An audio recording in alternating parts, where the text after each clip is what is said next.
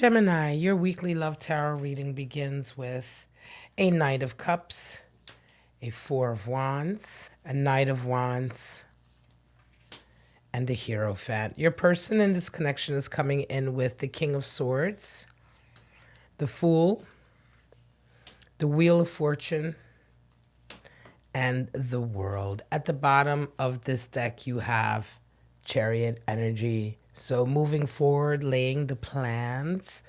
You know, oftentimes the Chariot isn't in motion yet, and it's that kind of, that excited energy of something just about beginning to move forward, about to start. It's kind of the horses being held back at the racetrack, or something like that, that kind of energy that's about to burst forward, but you prepare, and Chariot energy is all about preparation. Let's go ahead and get right into your reading, Gemini, how you and your person in this love connection come in this week. So you're coming in as a Knight, and they're coming in as a King of Swords, you of Cups. So you're moving towards them. You're wanting to sort of let them know how you feel, and sort of progress. Your person is coming in a little bit staunch, severe, disciplined. The King of Swords is very demanding. This energy is someone who has certain requirements in a relationship. This person may require a certain amount of attention or a certain level of communication. At the very heart of it, though, this king always requires honesty. Honesty and good, clear communication. So listen, we're starting off with some nice energy. And as I look ahead, this is some beautiful energy here, Gemini. Let's go ahead and get some clarifiers for this connection. Wow, Nine of Pentacles and Hermit energy. So your person has come out of a period of solitude. They've, Gemini, this feels like kind of a new relationship coming in.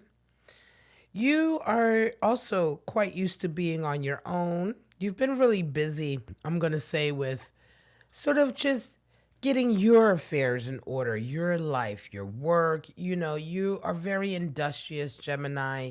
This is a reading for Gemini that's very industrious. It has goals and plans, and you're actively working towards them. Even some of your blessings are already beginning to come in. And you have a real solid, stable, I want to say secure sort of foundation for your life when it comes to work and money and taking care of yourself.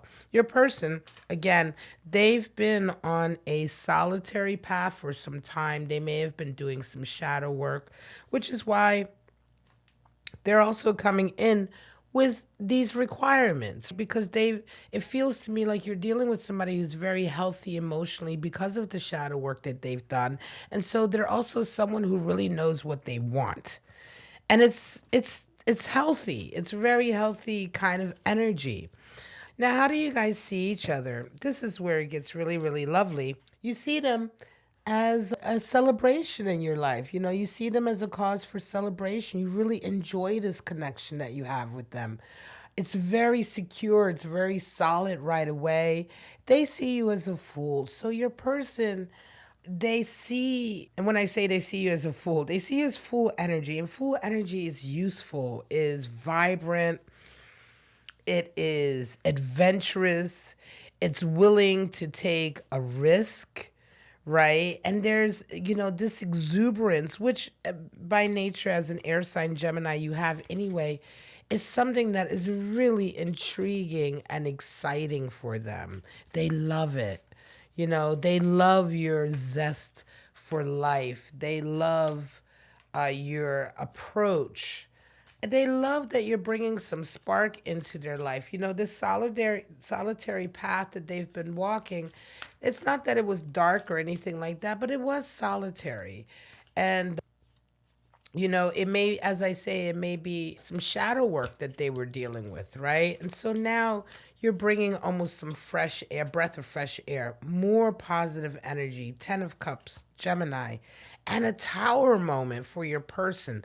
So listen, and tower moments can be oftentimes people associate them with trouble and chaos, but tower moments are simply a very extremely powerful epiphanies that come in as a result of sort of activity, actions, or events that come into your life out of your control. This bolt of lightning is not in your control. It comes into your life, but as a result of it, there's a huge shift. Oftentimes, there's a great epiphany and understanding coming in. And it feels as though you're bringing this to them. It's almost as if Cancer, Gemini, and I don't know why I'm saying Cancer. I'm feeling Cancer energy here. You may be dealing with a Cancer. Chariot, by the way, is the tarot card for Cancer.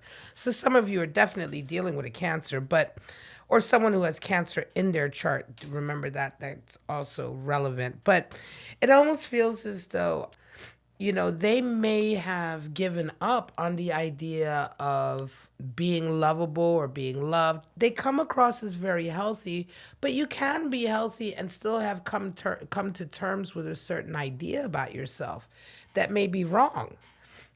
Just because we're healthy emotionally or we've gone through a period of healing doesn't necessarily mean we have all the answers and now we know ourselves completely. These are all stages.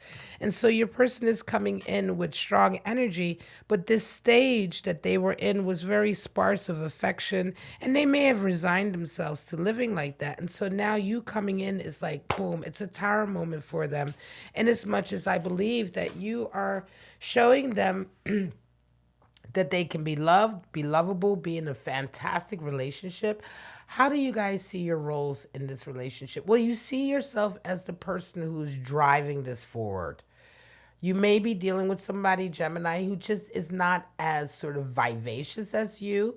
Yes, they're excited, they're falling in love with you, all of that, but they simply may not be as passionate and vivacious just in their personality. So you're the one who brings a lot of the fire. They believe, it's interesting, Wheel of Fortune energy, right now they see themselves or their role in this relationship as much more a sort of a subject, because there's a feeling here that this relationship is happening to them, and what is happening to them through this relationship is fortuitous, it is destined, it is fate, it is the universe smiling down on them. And so they very much see themselves and their role in this relationship as one of a person who's really finally fulfilling a destiny or a wish fulfillment, and it's very exciting for them. Hierophant comes in and World comes in. You guys might get married. I'm just saying. The Hierophant does indicate marriage sometimes, or at least that kind of really long-term bonding and commitment. And Hierophant comes out over Hierophant. Some of you are absolutely going to get married to this person. The Moon and the World. Your person may indeed have a little bit of apprehension coming in about this connection, only because it's so strong right away. So they may be a little bit worried. They don't see everything. Remember, you are dealing with somebody, again, who's come through some shadow work. And so they have certain requirements and also it could also be that the shadow work may have come on the heels of a difficult relationship they had in the past or anything like that. And so they're being careful. They're being careful, and they may even be subject to a little bit of anxiety here and there, wondering, just out of nerves, because everything here feels so good for them.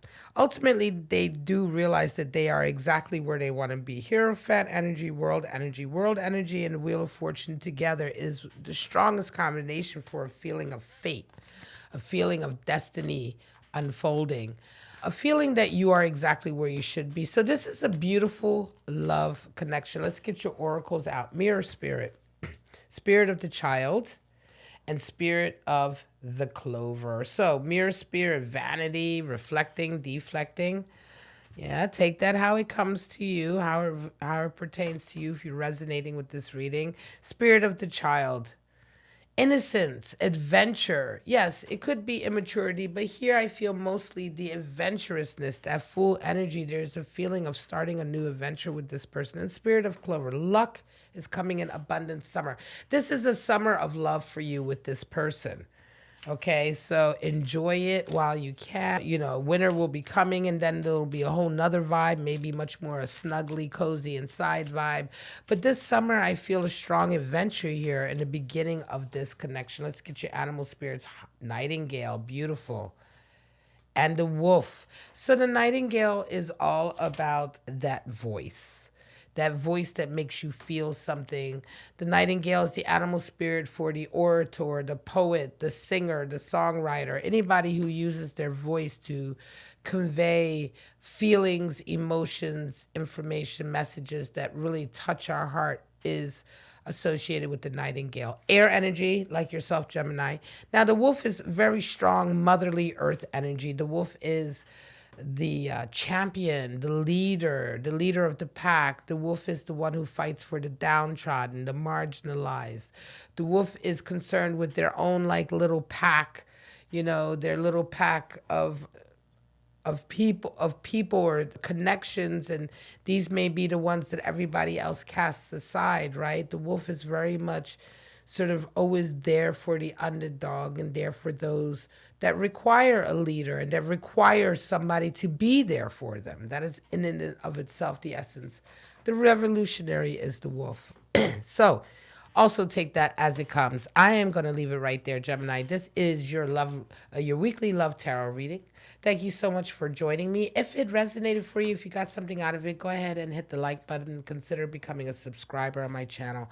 All of those things really help me out and help me to continue giving you this content. But for right now, guys, I just want to wish you and your cross watchers love, life, and happiness. And I hope to see you guys next week, next Tuesday on my channel, Bow and Arrow Tarot, for your weekly love tarot reading. Bye-bye now.